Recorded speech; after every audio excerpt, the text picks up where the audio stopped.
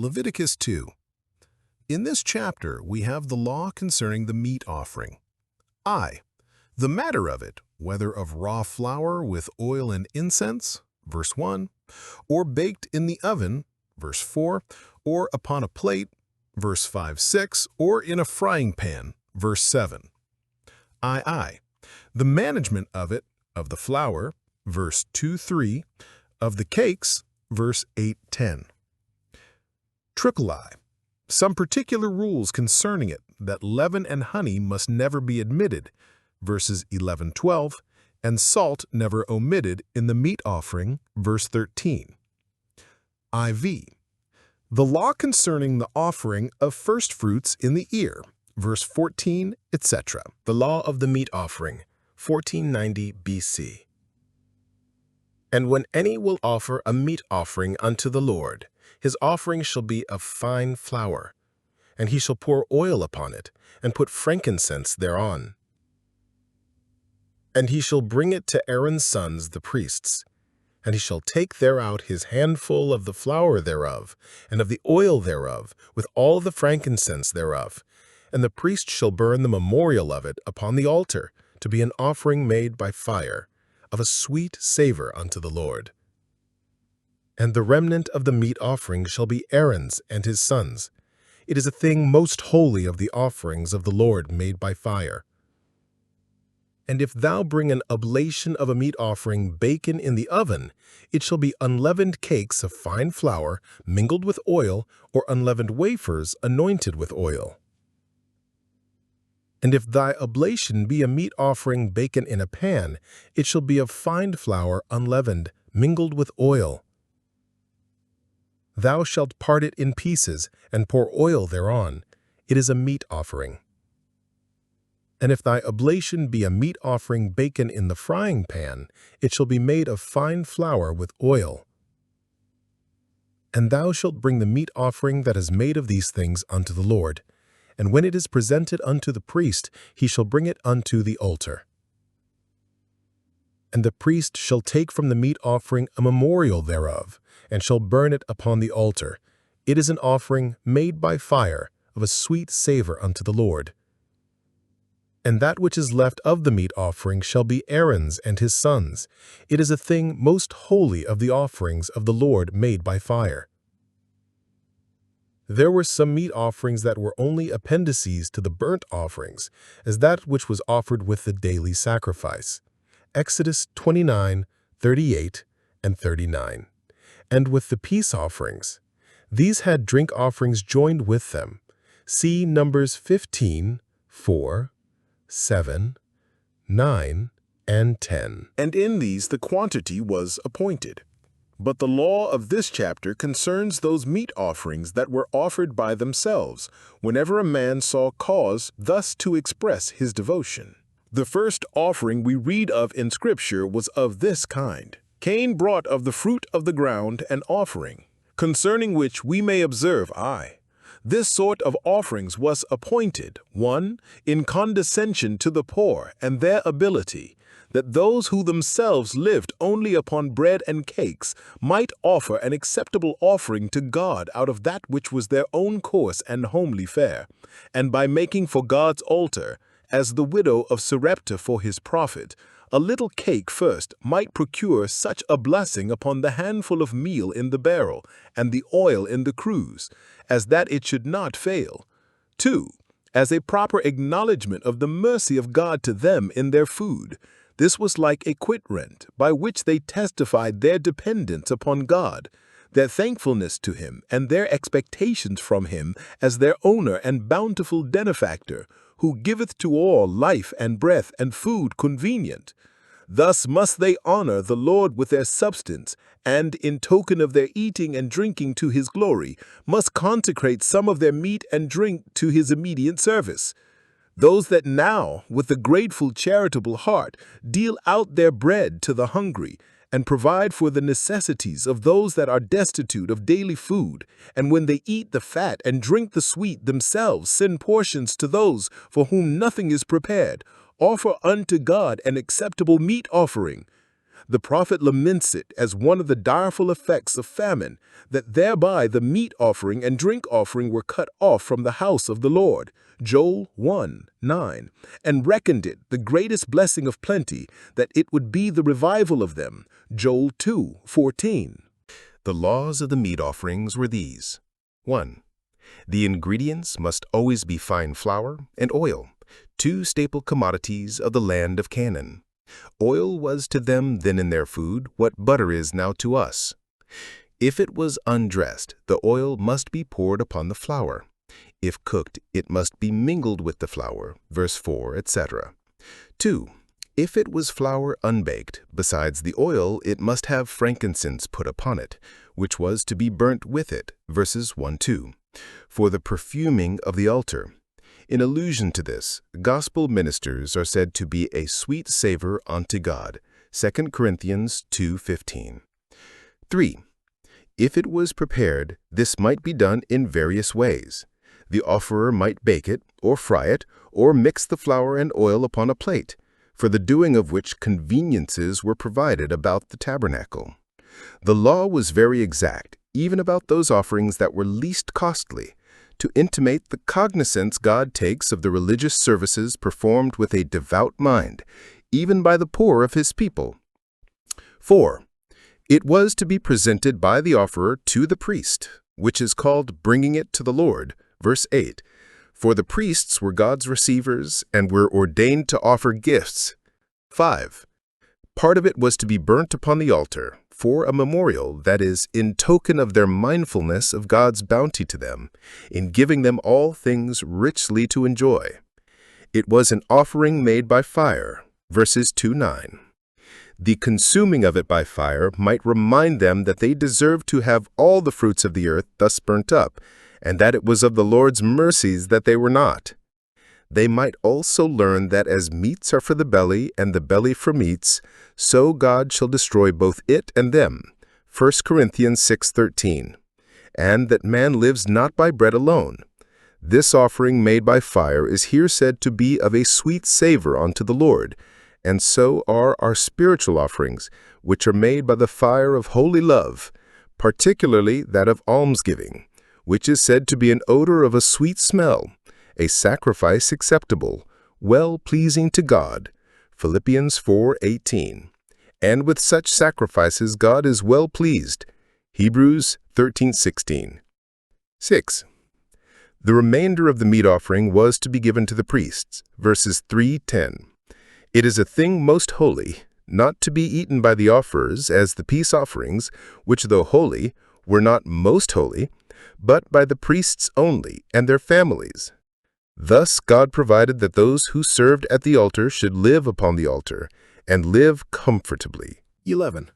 No meat offering which ye shall bring unto the Lord shall be made with leaven, for ye shall burn no leaven, nor any honey, in any offering of the Lord made by fire. 12. As for the oblation of the first fruits, ye shall offer them unto the Lord, but they shall not be burnt on the altar for a sweet savor. 13. And every oblation of thy meat offering shalt thou season with salt, neither shalt thou suffer the salt of the covenant of thy God to be lacking from thy meat offering. With all thine offerings thou shalt offer salt. 14. And if thou offer a meat offering of thy first fruits unto the Lord, thou shalt offer for the meat offering of thy first fruits green ears of corn dried by the fire, even corn beaten out of full ears. 15. And thou shalt put oil upon it, and lay frankincense thereon. It is a meat offering. 16. And the priest shall burn the memorial of it, part of the beaten corn thereof, and part of the oil thereof, with all the frankincense thereof. It is an offering made by fire unto the Lord. Here leaven and honey are forbidden to be put in any of their meat offerings. No leaven, nor any honey, in any offering made by fire, verse 11. 1. The leaven was forbidden in remembrance of the unleavened bread they ate when they came out of Egypt. So much dispatch was required in the offerings they made that it was not convenient that they should stay for the leavening of them. The New Testament comparing pride and hypocrisy to leaven because they swell like leaven, comparing also malice and wickedness to leaven because they sour like leaven. We are to understand and improve this as a caution to take heed of those sins which will certainly spoil the acceptableness of our spiritual sacrifices. Pure hands must be lifted up without wrath, and all our gospel feasts kept with the unleavened bread of sincerity and truth. 2. Honey was forbidden, though Canaan flowed with it, because to eat much honey is not good, Proverbs 25:16. It turns to choler and bitterness in the stomach, though luscious to the taste. Some think the chief reason why those two things, leaven and honey, were forbidden was because the Gentiles used them very much in their sacrifices, and God's people must not learn or use the way of the heathen, but his services must be the reverse of their idolatrous services. See Deuteronomy 12:30-31. Some make this application of this double prohibition. Leaven signifies grief and sadness of spirit, Psalm 73:21. My heart was leavened. Honey signifies sensual pleasure and mirth. In our service of God, both these must be avoided, and a mean observed between those extremes. For the sorrow of the world worketh death, and a love to the delights of sense is a great enemy to holy love. Salt is required in all their offerings, verse 13. The altar was the table of the Lord, and therefore salt being always set on our tables, God would have it always used at his. It is called the salt of the covenant, because as men confirmed their covenants with each other by eating and drinking together, at all which collations salt was used, so God, by accepting his people's gifts and feasting them upon his sacrifices, supping with them and they with him, Revelation 3:20, did confirm his covenant with them. Among the ancients, salt was a symbol of friendship. The salt for the sacrifice was not brought by the offerers, but was provided at the public charge, as the wood was, Ezra 7:20-22.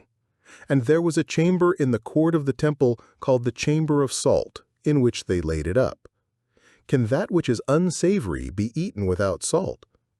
God would hereby intimate to them that their sacrifices in themselves were unsavory. The saints, who are living sacrifices to God, must have salt in themselves, for every sacrifice must be salted with salt, Mark 9:49-50. And our speech must be always with grace, Colossians 4:6. So must all our religious performances be seasoned with that salt. Christianity is the salt of the earth. 3. Directions are given about the first fruits. First fruits were offered at harvest, of which we read Deuteronomy 26:2. These were offered to the Lord not to be burnt upon the altar, but to be given to the priests as perquisites of their office, verse 12. And you shall offer them, that is, leaven and honey, in the oblation of the first fruits, though they were forbidden in other meat offerings, for they were proper enough to be eaten by the priests, though not to be burnt upon the altar. The loaves of the first fruits are particularly ordered to be baked with leaven, Leviticus 23:17. And we read of the first fruits of honey brought to the house of God, 2 Chronicles 31:5. 2. A meat offering of their first fruits. The former was required by the law. This was a free will offering, verses 14-16. If a man, with a thankful sense of God's goodness to him in giving him hopes of a plentiful crop, was disposed to bring an offering in kind immediately out of his field and present it to God, owning thereby his dependence upon God and obligations to him.